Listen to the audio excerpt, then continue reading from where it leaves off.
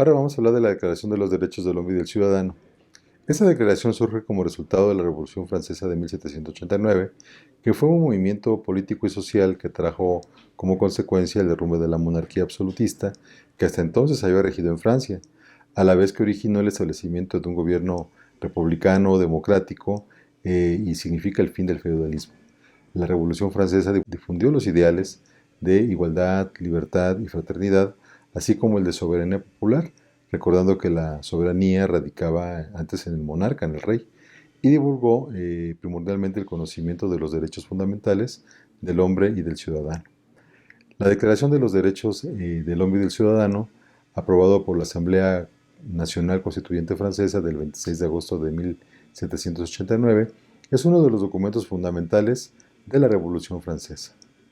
Veamos ahora lo que dice cada uno de estos artículos. El artículo primero dice que los hombres nacen y permanecen libres e iguales en derechos. Las distinciones sociales solo pueden fundarse en la utilidad común. Aquí vemos que el ideal de libertad y de igualdad pues, son fundamentales. El artículo segundo nos dice que la finalidad de toda asociación política es la conservación de los derechos naturales e imprescriptibles del hombre. Esos derechos son la libertad, la propiedad, la seguridad y la resistencia a la opresión. Entonces, esos derechos naturales, otra vez, son la libertad, la propiedad, la seguridad y la resistencia a la opresión. Opresión entendida como aquello que oprime, presiona o somete a una persona a una voluntad. El artículo tercero nos dice que la fuente de toda soberanía radica esencialmente en la nación, ya no en el monarca.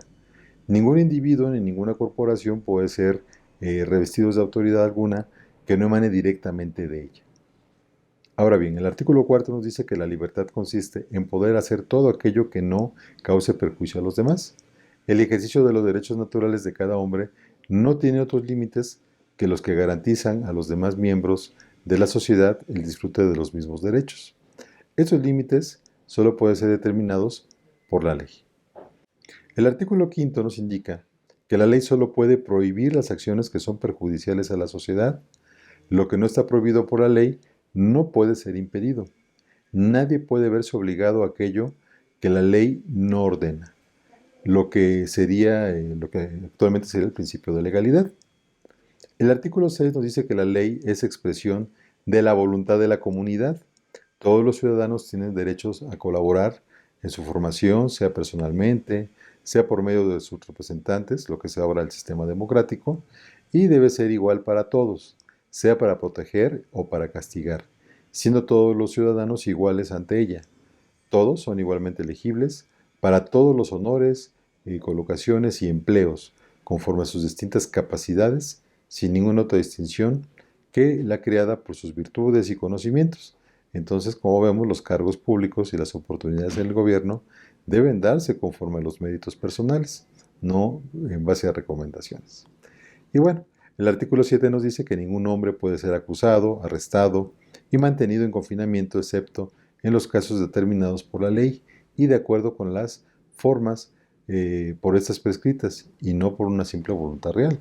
Todo aquel que promueva, solicite, ejecute o haga que sean ejecutadas órdenes arbitrarias debe de ser castigado. ¿Ya ven? Se habla aquí pues ya de la responsabilidad de los gobernantes. Y todo ciudadano requerido o aprendido por virtud de la ley debe obedecer inmediatamente y se hace culpable si ofrece resistencia. El artículo octavo nos dice que la ley no debe de imponer otras penas que aquellas que son estrictas y evidentemente necesarias. Y nadie puede ser castigado sino en virtud de una ley promulgada con anterioridad a la ofensa y legalmente aplicada. Aquí hablamos de los principios pues, de legalidad, tipicidad y no retroactividad contenidos en nuestro actual artículo 14 constitucional. El artículo 9 nos indica que todo hombre es considerado inocente hasta que haya sido declarado convicto. Si se estima que su arresto es indispensable, cualquier rigor mayor del indispensable para asegurar su persona ha de ser severamente reprimido por la ley. Eso es lo que le llamamos como el principio de presunción de inocencia. El artículo 10 nos indica que ningún hombre debe ser molestado por razones de sus opiniones, ni aun por sus ideas religiosas, siempre que al manifestarlas no se causen trastornos al orden público establecido por la ley. Hablamos entonces de la libertad de pensamiento y de religión. El artículo 11 dice que puesto que la libre comunicación de los pensamientos y las opiniones es uno de los más valiosos derechos del hombre, todo ciudadano puede hablar, escribir, publicar libremente, excepto cuando tenga que responder del abuso de esa libertad en los casos determinados por la ley. Así pues estamos hablando de la libertad de expresión e incluso el derecho a la intimidad. En el artículo 12 dice que siendo necesaria una fuerza pública para garantizar los derechos del hombre y del ciudadano, se constituirá esta fuerza en beneficio de la comunidad y no para el provecho particular de las personas a las que ha sido confiada. Aquí se indica la justificación de la fuerza pública, que es precisamente para garantizar los derechos de los ciudadanos y el bien de la comunidad. El artículo 13 nos indica que siendo necesaria para sostener la fuerza pública y subvenir a los gastos de administración una contribución común, esta debe ser distribuida equitativamente entre los ciudadanos de acuerdo con sus facultades. Este artículo entonces expresa la justificación de los tributos. El artículo 14 nos indica que todo ciudadano tiene derecho ya por sí mismo o por sus representantes a constatar la necesidad de la contribución pública, a consentirla libremente, a comprobar su adjudicación y a determinar su cuantía, su modo, su amillaramiento, su recaudación y su duración. El amillaramiento es una contribución territorial sobre inmuebles, cultivos y ganadería, estableciéndose un cupo y una cuota de la contribución territorial que inicialmente fue fija. Históricamente había esta contribución. El artículo 15 nos dice que la sociedad tiene derecho a pedir a todos sus agentes cuentas de su administración. Fíjense qué interesante, aquí desde ese entonces se encuentra el principio de transparencia y de rendición de cuentas.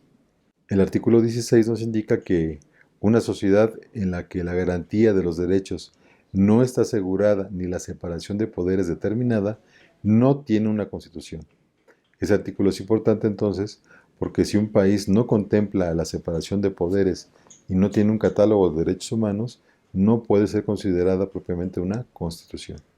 Y por último, el artículo 17 dice que siendo inviolable el sagrado del derecho de propiedad, nadie puede ser privado de él, excepto cuando la necesidad pública legalmente comprobada lo exige de manera evidente y a condición de una indemnización previa y justa. Como ves, estos son los derechos contenidos en la Declaración de los Derechos del Hombre y del Ciudadano y que, bueno, siempre es útil conocerlas.